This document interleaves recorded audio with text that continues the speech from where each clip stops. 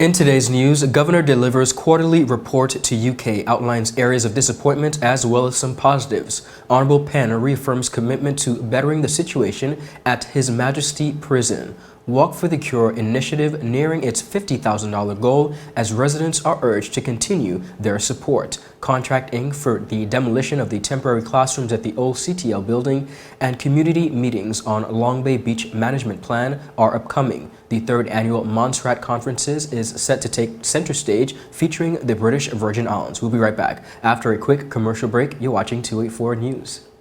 Introducing a show poised to help guide modern-day men into 21st century distinguished gentlemen. It doesn't always involve suits and bow ties, but raw, real-life lessons. I'm taking you outside in the field to share the journey of some of the BVI's the best and brightest men. From East End to West End, Virgin Gorda to Jos Van Dyke, not forgetting Anegada. Our Virgin Islands gentlemen are doing the damn thing. We are the movers and shakers of this generation. The Art of a Distinguished Gentleman. Season 4 by yours truly, Ron Grant. Raising a generation of greatness. Wednesdays at 8 p.m. on 284 Media.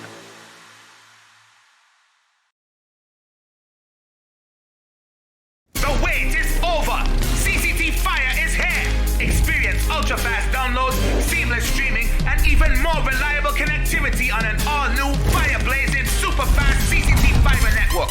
CCT Fire, bring it home and upgrade today. There's a reason you get up on a morning. A reason you pick yourself up, start the day.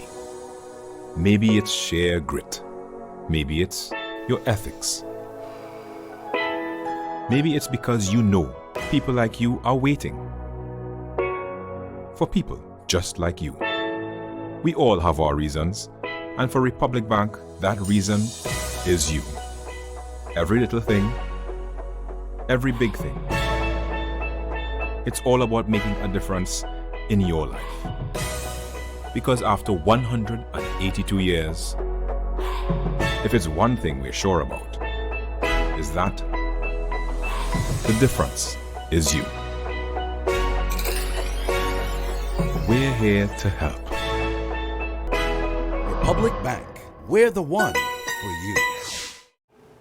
Welcome everybody, it's Thursday, October 6th, 2022. A terrific Thursday to each and every one of you. I'm Ron Grant, coming to you live and direct from the Virgin Islands. Thank you so much for joining us. Beginning our newscast on the local scene, despite expressing that he is pleased with the overall engagement and partnership shown by the Government of National Unity towards the implementation of the Commission of Inquiry report recommendations, Governor of the Virgin Islands, John Ranking CMG, has noted several instances of disappointment in some key areas. The governor made the disclosure in a statement where he revealed for his first quarterly review, that is, of the framework of implementation for the recommendation of the Commission of Inquiry report and other reforms. Governor Ranking first touched on some of the positives that have resulted from the progress made so far towards the implementations. He said, and I quote, "There has been good progress in some areas to date, and I am pleased with the overall constructive engagement and partnership I have had with the Premier and Cabinet. So far, most of the deadlines in the framework have been met on time, and I am satisfied that those have been delayed where for legitimate reasons." He also added, and I quote, "I am pleased that UNICEF has agreed to support the review of assistance grants, which is now underway, and that His Majesty's Inspector of Constabulary from the UK has agreed to lead the review of the law enforcement and justice system. These are examples of where the delay in starting the reviews was justified to ensure we found the right reviewers through the right processes." Governor expressed his disappointment with the level of commitment to reform.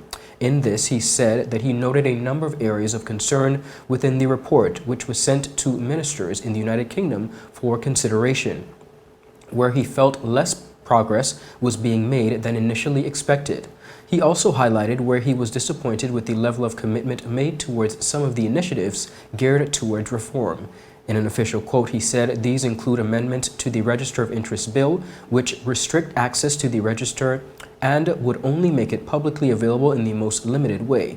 The resistance encountered to some of the nominations for the Constitutional Review Commission which ran contrary to the importance of the commission being representatives of the BVI as a whole, and the continued tender waivers being put into cabinet with insufficient justification. Much hard work to come, Governor Ranking also provided and said that some foresight on what the territory can expect within the coming months. He said, and I quote, "Much hard work remains to be done. Over the next few months, we will start to see the outcomes of the various reviews, audits, and investigations that are underway. The next stage will be to include consideration of those outcomes and the actions required as a result. Some are likely to involve difficult decisions and further much needed change and previous practices." The quarterly review document totals some 20 pages. Minister for Health and Social Development, the Honorable Marlon A. Penn, and 8th District Representative, has reaffirmed his commitment to bettering the situation at His Majesty's Prison amid continued security concerns and reports of violence among inmates and against staff. Penn said that with the assistance of the United Kingdom, the government has been able to begin necessary interventions. From time to time, you have incidences at the prison. I think we're looking now at the human resources of the prison. We got some assistance a few months ago from some United Kingdom officers who came in, paid by the United Kingdom to help us to put some systems in place, Okay, nice. procedures in place. We now have an officer, again, on the ground to support Mr. Guy Hill in terms of the management support at the prison. As you know, many of the officers were interdicted. There's a limited amount of officers in there right now. Wow. We're trying to transition and deal with the human resources needed at the prison, also deal with the security issues at the prison. Outside of the human aspect of the matter, Penn admitted that several infrastructural interventions are needed to be made to better secure the facility. These, he said, are well within the pipeline. Improving infrastructure, putting in floodlighting, fixing the wall. There's a security gate that we're fixing as well. There's several things that we're doing to really improve things at the prison, some of which I can't go into the details because of naturally there's a security issue. But we are doing our best to address the issues at the prison.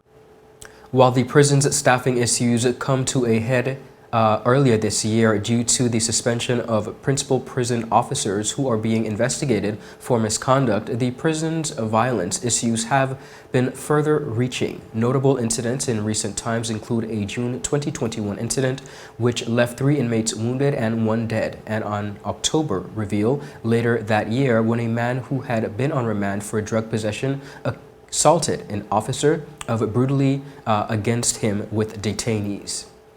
Viewers, when 284 News returns, the Walk for the Cure initiative is nearing a $50,000 goal as residents are urged to continue their support, and a contract has been inked for the demolition of the temporary classrooms at the old CTL building. We'll be right back after a quick commercial break. You're watching 284 News. Yo, everything good, Dad? Aye.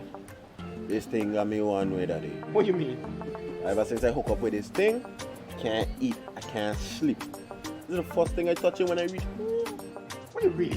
Hey, this ain't like you know. Dad, this thing got me staying home, keeping out of trouble me. Wow. What your name is? Shit, I talking about my CCT life. Don't worry about missing your favorite series, sports, news, and local programming. Come to CCT today and sign up for CCT Live to access over 80 channels. CCT Live. Bring it home. 1 month free trial turn into 5. 5 months turn into, well, you know I huff. I watching ball. I even watching football. Dad, Nickelodeon, Paw Patrol. I am hooked. Hook, I tell you. Brilliant Hands and Minds tutoring services, one-on-one tutorials in math and English, intense homework assistance, academic enrichment, school projects, effective communication and public speaking development, sign language for adults and children on Saturdays only. Registered with the Virgin Islands High School Certificate Program, Brilliant Hands and Minds can help you too. Offering intense curriculum-based training to help you or your loved ones get their high school diploma. It's time to make your family's education a #1 priority. Hurry, space is limited. Brilliant Hands and Minds Learning Center. We are the trained education professionals.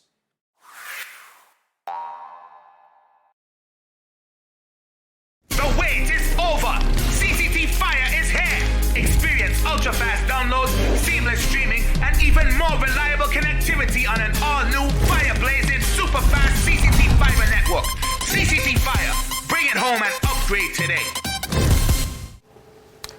Welcome back, viewers. Thank you so much for joining us. CIBC First Grieving is nearing its $50,000 goal and is, of course, a MARC event, Walk for the Cure, of which all proceeds will be donated to assist residents in the territory in their fight against cancer. The bank's country manager, Omri Jarvis, made the disclosure during a recent interview with the 284 Media as he encouraged residents and businesses to continue to support the initiative, which commences on Saturday, October 8th at 5 a.m. We continue to get our repeat sponsors, and I'm happy to report that we are pretty close to achieving our objective for 2022. And as such, for us to get there, we're asking the general public to come and support us on Saturday. The contribution is $20 US. You'll get your shirts. You'll enter into the event, and what you've contributed will add to what we have already achieved to attain this $50,000. Okay, great. So no number can be provided at this time in terms of an approximate figure. I can say we are pretty much in the low 40s at this point. So we need the support of the general public on Saturday. Jervis also explained the various categories of sponsorship that remain available, ranging from diamond to in-kind sponsors. In terms of the diamond sponsorship, entities would need to contribute $7,500 US. Included in all sponsorship activity, as I would have mentioned before, their logos will be on all of our various events. They will get up to 3 free registration for the major event, that is the Walk for the Cure, which is this weekend, the 8th of October. They'll be acknowledged on social media, in the print media, and in terms of all our various initiatives, they'll be a part of it. And it goes right down to our platinum. The contribution is $5,000. They'll be entitled to 20 free entry into our Walk for the Cure event. Our gold sponsors, $3,000 US, they'll be entitled to 15 free entry into our Walk for the Cure event. Our silver sponsors, they'll contribute $2,000 and they'll be entitled to 10 free events. Bronze, $1,000, and they'll be getting 5 free entry into the grand event, which is this Saturday. We also have in-kind sponsors that would, provide maybe not monetary contribution, but they're involved in promoting the various activities that we've had. And also they are still in the process and they'll be assisting us in promoting the Walk for the Cure. The country manager also provided some insight on where the funds will be going, stating that the BVI Cancer Society will be the main beneficiary of the proceeds. So for 2022, we'll be contributing the proceeds from this initiative to the Cancer Society. And as you know, the Cancer Society is there to support the wider community. It can be as in terms of providing counseling support to families that would have been impacted by cancer, to providing financial support to families that would have been impacted by cancer. In addition, we have the oncology unit at the hospital that really provide a care to our cancer patients. So the expectation is that support will be provided as well to ensure that we can continue to provide for our cancer patients here in the BVI. Meanwhile, Jervis also spoke on the intended route, which he reckons is approximately 5 kilometers in distance. He said there will be recognition awards to be handed out based on the performances of some of the participants. So we'll start at First Caribbean and we will head to the Boys gas station and return. That is approximately 5K. So basically, we will stagger the start. So as you register, you can start the walk or the run, and you will head down to the boy service station, return, and you'll be recognized as well. So we're hoping to see some active persons out there, because we're going to recognize those persons who entered coming first, either walk or run. So we'll make the event fun. So we'll have fun while we promote for this cause. As the Recovery and Development Agency remains steadfast, they say, in its quest to deliver 4 new buildings on the Elmore Stout High School main campus, a contract was signed to execute demolition works at the old CTL building. The RDA, in conjunction with the government of the Virgin Islands, has signed the contract for demolition works for the temporary Elmore Stout High School project located in the old CTL building. The contract was awarded to Construction and Engineering Systems BVI Limited on the 3rd of October 2022 in the amount of $9,700,000. Now, this project will return the old Clarence Thomas building to its original configuration and remove existing equipment and infrastructure.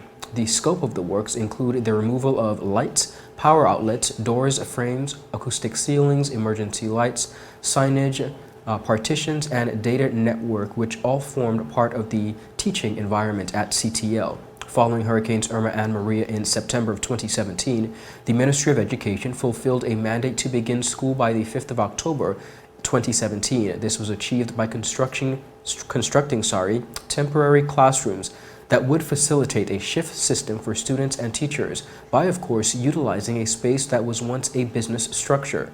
35 classrooms were constructed using readily available lumber to separate each room. There's also a teacher's lounge, administrative area, a conference room, a radio station, and the principal's office, inclusive of the waiting area and kitchenette. This temporary school was upgraded by the RDA in 2020, improving the facility by installing improved AC, lighting, and soundproofing.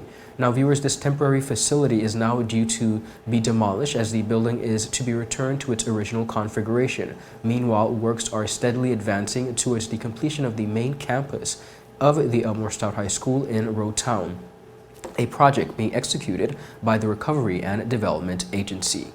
Viewers, when 284 News returns, community meetings on Long Bay Beach development are planned to be held, and the 3rd Annual Monserrat Conference takes center stage, featuring the British Virgin Islands. We'll be right back after a quick commercial break. You're watching 284 News. Father Jesus, that line here long like church service.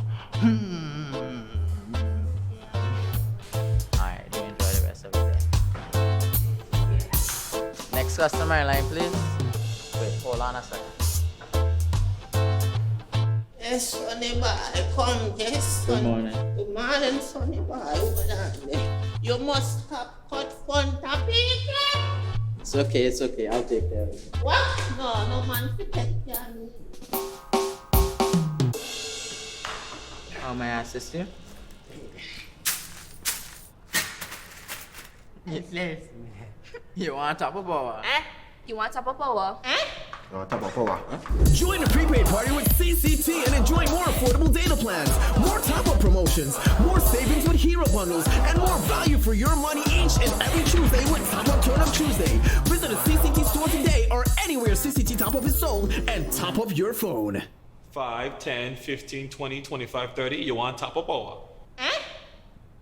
You value traditions. Today, you value music. You value education.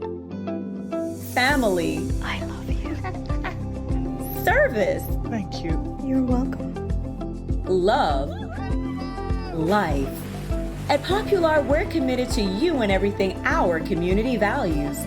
For the things you value the most, count on us. Popular. So you're saying I can ask this cat any question? The cat is connected to the computer.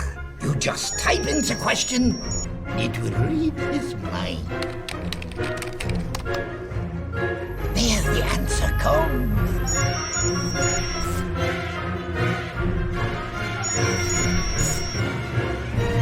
You're the man! I've been looking for this for weeks.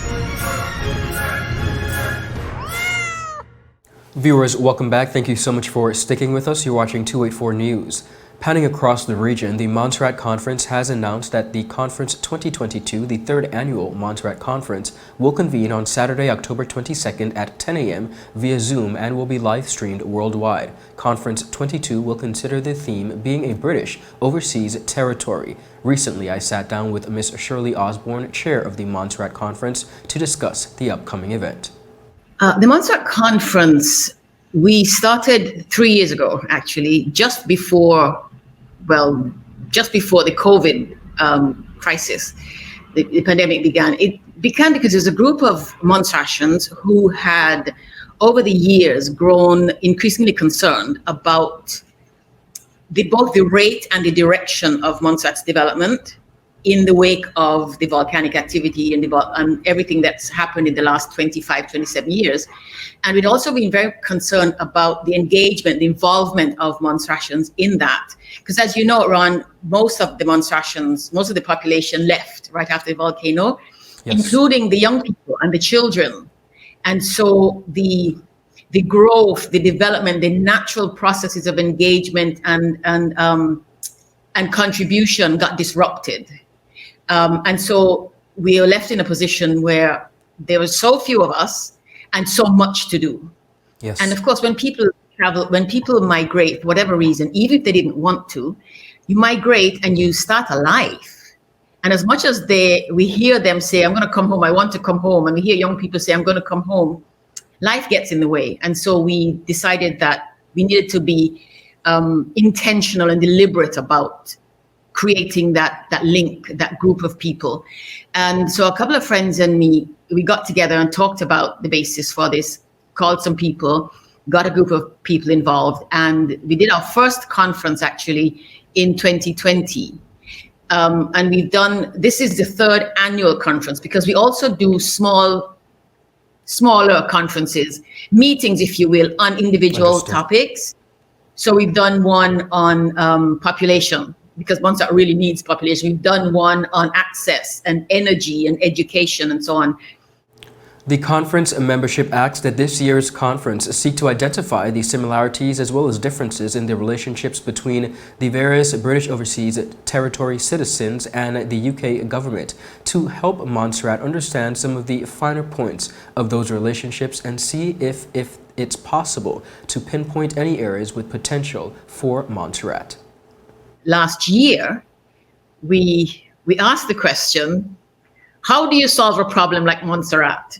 And that generated some controversy because there are people who said, oh, you're saying that Montserrat is not, which of course is part of what we were saying.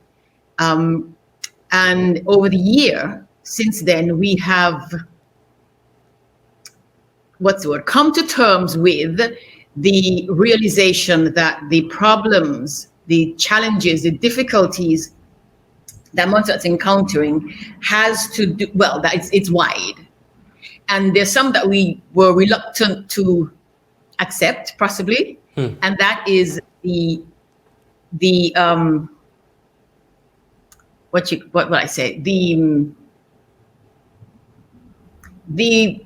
attitudes, for want of a better term, of people who have the authority, the ability to do this work, to participate, to help Montserrat, to support Montserrat.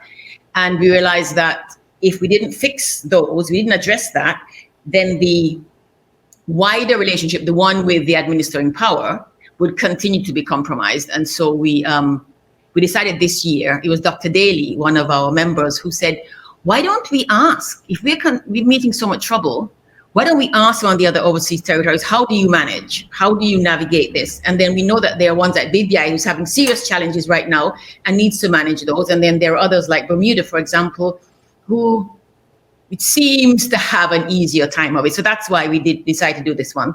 And we decided also to, at first, of course, we thought about the islands in our region, the Caribbean overseas territories.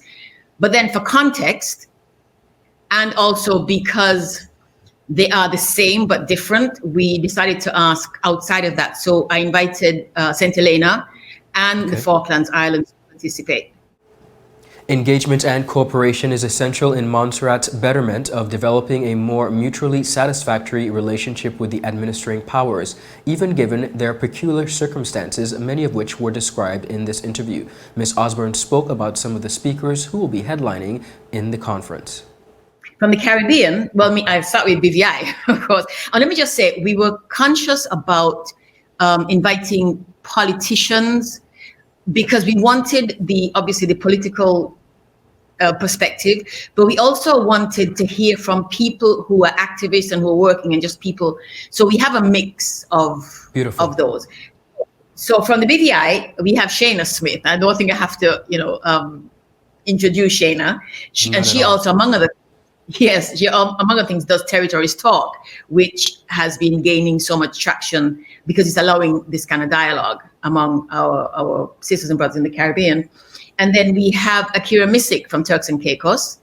And Akira Misick, she's the Minister of Planning and, I can't remember, Planning and something. Sorry, Akira. And we, in the agenda for that day, what we did is we put Turks and Caicos and the British Virgin Islands together, because we have the islands, the speakers in 3 sections. We put TCI and BVI together because TCI had the same problem that you are having now. And so how they deal with that, how they've come out of that, whether things have changed, is a conversation that would be useful for Montserrat, because we here in Montserrat are very concerned about what might be coming down for us, because there's a lot of investigation into corruption and all kinds of things going on here that, some people are saying is a waste of time. Some people are saying, so anyhow, we thought that conversation would be helpful for us and also for both of you, for BVI and TCI, to kind of exchange notes.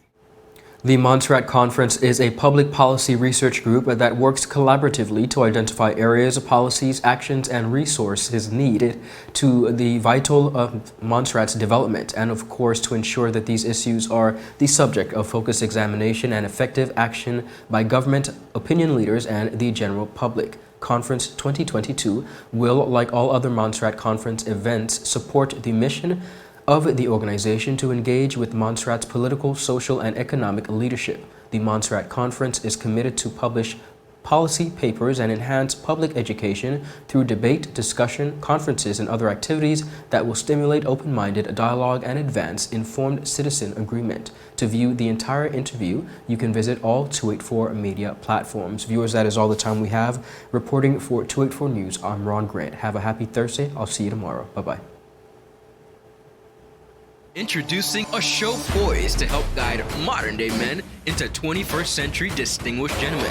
It doesn't always involve suits and bow ties, but raw, real-life lessons. I'm taking you outside in the field to share the journey of some of the BVI's best and brightest men. From East End to West End, Virgin Gorda to Joss Van Dyke, not forgetting Anegada. Our Virgin Islands gentlemen are doing the damn thing. We are the movers and shakers of this generation. The Art of a Distinguished Gentleman. Season 4 by yours truly, Ron Grant. Raising a generation of greatness. Wednesdays at 8 p.m. on 284 Media.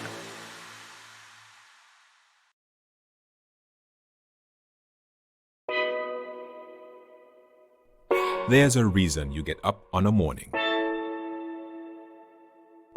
A reason you pick yourself up, start the day.